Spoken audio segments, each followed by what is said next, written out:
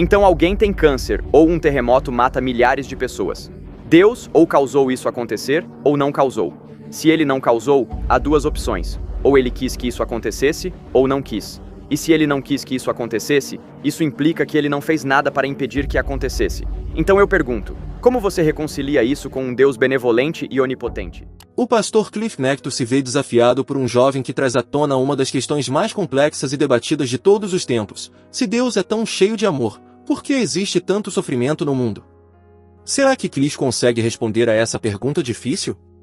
Assista até o fim para conferir o desenrolar desse debate intelectual e compartilhe sua opinião nos comentários.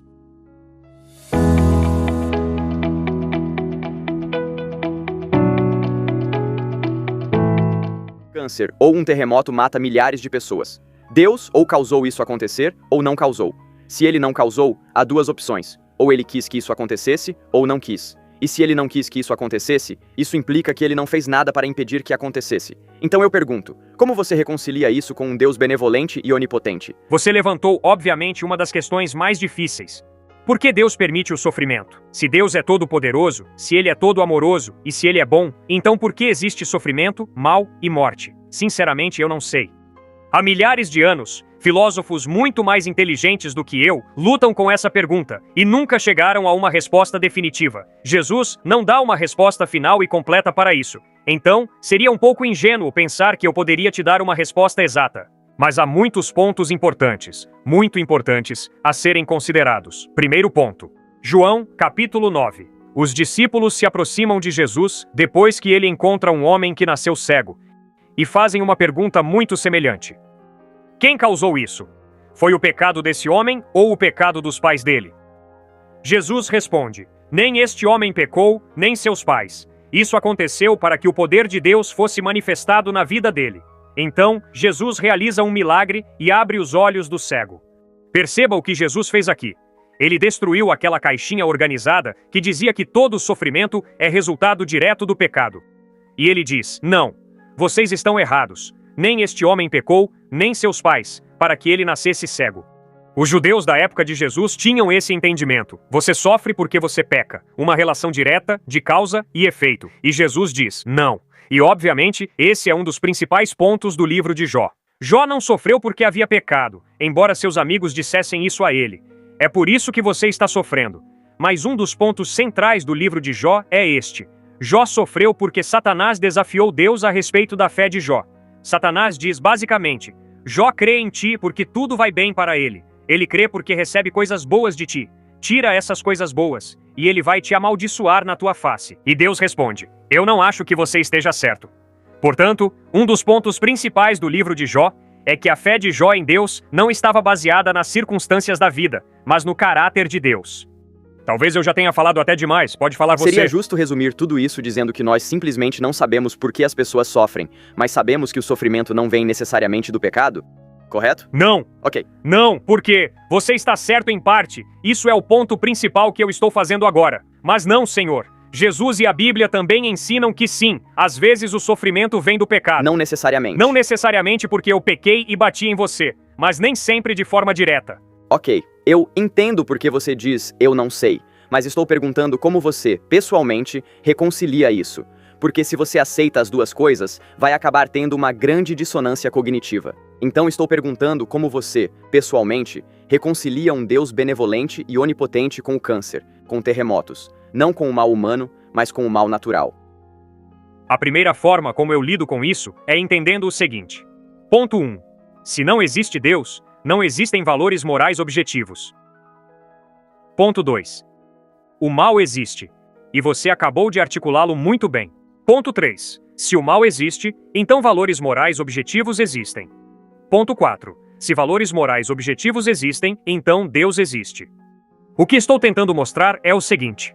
Se você realmente sente indignação diante do mal, o que você não pode fazer é dizer que Deus não existe por causa do mal. Porque se você fizer isso, você terá um problema sério. Você experimenta algo como mal, mas terá que admitir que, no fundo, não é realmente mal. É tudo relativo, é tudo arbitrário. Mas você sabe que o mal é real.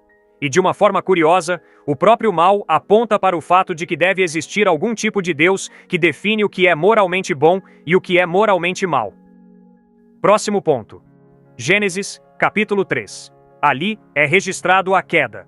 É registrado como a boa criação foi corrompida. Você e eu nascemos em um mundo injusto, quebrado e corrompido, não porque Deus o criou assim, mas porque nós, seres humanos, dissemos a Deus, saia do nosso caminho. E ele, em parte, honra esse pedido, dando um passo para trás em relação ao planeta Terra e o caos irrompe. Por isso precisamos lembrar, a vida é injusta, Deus é justo. Não confunda as duas coisas. Agora, indo ao ponto central quando se trata do problema do sofrimento, vamos ao hospital. Vamos ao quarto onde um menino pequeno está deitado, morrendo de câncer. Vamos lá, meu amigo ateu. Você fica de um lado da cama, eu fico do outro. Qual é a sua solução para a morte dessa criança por causa do câncer? No fim das contas, meu amigo ateu não tem solução. Um aglomerado de matéria primordial evoluiu para uma forma superior. Azar o seu, garoto. Sua mãe não leu o horóscopo. É destino, é sorte. Eu, como seguidor de Cristo, fico do outro lado da cama, olho nos olhos daquela criança e digo, existe um Deus que sofre, que se tornou homem em Jesus Cristo. Ele sofreu, sangrou e morreu numa cruz para nos dar a solução definitiva para o sofrimento, perdão e vida eterna no céu, onde não haverá mais câncer. Não haverá mais HIV, não haverá mais doenças do coração, mas vida eterna na presença de Deus. Então, meu amigo, vamos confiar em Cristo e receber sua solução definitiva, a vida eterna no céu. Porque ele é um Deus que sofre. Mas você também não teria que olhar essa criança nos olhos e dizer: eu não sei por que Deus não está te ajudando? Sim. Você está certo, isso é um bom raciocínio. Eu entendi tudo o que você disse, mas não consigo entrar na sua cabeça. Não consigo ver como você reconcilia, dentro de si mesmo, porque Deus, se ele pode ajudar a criança, não ajuda. E se ele não pode, então ele não é onipotente. Então, no fim, a questão se resume a isto. Eu presumo que você não acredita que Deus causou o câncer, e também presumo que você acredita que ele tem poder para impedir. Então, como você reconcilia na sua mente um Deus benevolente com um Deus que escolhe não impedir que o câncer mate uma criança? Sim, porque Deus escolheu, por uma razão que eu não conheço, criar um mundo real, onde existem causa e efeito e seres com livre arbítrio. Deus sabe que, se eu puxar uma arma e matar alguém, muitas pessoas vão sofrer porque sentirão a falta dele? Sim. Então, por que Deus não faz meu coração parar antes que eu puxe o gatilho? Eu não sei. Mas eu sei que Deus criou um mundo real e me deu livre arbítrio, de modo que eu posso pegar uma arma, matar alguém e causar uma quantidade imensa de dor na vida de muitas pessoas. Por que Deus não fez a mãe de Hitler sofrer um aborto espontâneo? Eu não sei. Isso certamente teria protegido muitas pessoas de experimentar muito sofrimento. Mas Deus criou um mundo real, onde temos livre arbítrio, e ele não vai intervir regularmente para bloquear esse livre-arbítrio. Ele também criou um mundo em que existe causa e efeito, onde há falhas genéticas, e ele não vai intervir para curar cada bebê doente. Bebês morrem. Mas eu sei que ele nos ama, porque enviou seu Filho, Cristo, para morrer numa cruz, para nos perdoar e nos dar novos corpos, para vivermos eternamente. Isso eu sei. Mas exatamente porque ele não intervém, o que é uma ótima pergunta que você está fazendo, é uma pergunta difícil também para mim, porque eu tenho que me sentar ao lado da cama de crianças que estão morrendo. Eu não sei por que ele não intervém. Ok, mas você reconhece então que Deus não está fazendo nada para impedir o câncer na criança? Ele está fazendo uma escolha ativa de não intervir? Correto. Ok. Eu diria que a analogia com a arma é um pouco diferente, porque ali ele estaria impedindo o livre-arbítrio humano. Mas veja, o câncer é uma doença, é um tumor maligno. Correto. Isso. E se Deus impedisse o câncer de crescer dentro de uma criança, isso não interferiria no livre-arbítrio de ninguém. Por isso, eu realmente não acho que o argumento do livre-arbítrio se aplique ao câncer ou a um terremoto, que são ocorrências naturais. Eu entendo o argumento da causa e efeito, que a Terra funciona como uma máquina que Deus iniciou, onde há consequências. Mas por que, se ele realmente ama a pessoa que tem câncer, se ele se importa profunda e intimamente com ela, por que ele não interviria para impedir que o câncer a atinja? Certo. Por que ele não interviria para impedir que um terremoto mate milhares de pessoas? No fim das contas, eu não sei.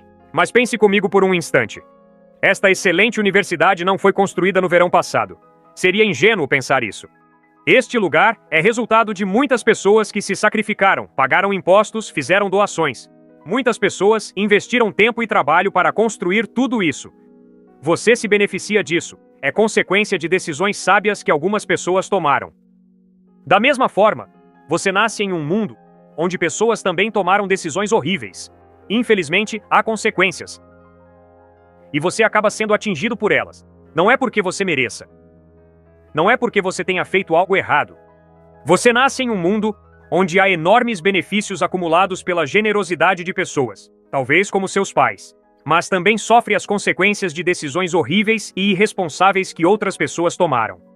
Mas você não concordaria que o câncer não é resultado de nenhuma escolha humana? Não, eu discordo. Eu acredito que o câncer não é a forma como Deus nos criou para experimentar a vida, e isso está muito claro em Gênesis 1 e 2. Mas em Gênesis capítulo 3, lemos que quando os seres humanos se rebelam contra Deus, ele recua. E como resultado desse afastamento, o caos, a doença e a morte entram na experiência da humanidade. Desculpe se estou entendendo errado, mas você está dizendo que isso é, de certa forma, uma punição para toda a humanidade? É uma consequência. Então a queda do homem, no início dos tempos, Certo. faz com que uma criança hoje tenha câncer e Deus não faz absolutamente nada para impedir isso? Não, isso não causa diretamente o câncer, mas cria uma situação em que existe neste mundo uma mistura de bem e mal, conforto e sofrimento. Mas Deus fez algo imenso para nos dar a solução. Cristo sangrou e morreu numa cruz para nos oferecer a solução definitiva para o sofrimento e a morte. Perdão e vida eterna no céu, onde não haverá mais câncer. Mas ele ainda é benevolente? Absolutamente? Sim, e ele também é absolutamente justo. E ele respeita plenamente o livre-arbítrio. E ele respeita o fato de que fazemos escolhas, mas há consequências para essas escolhas.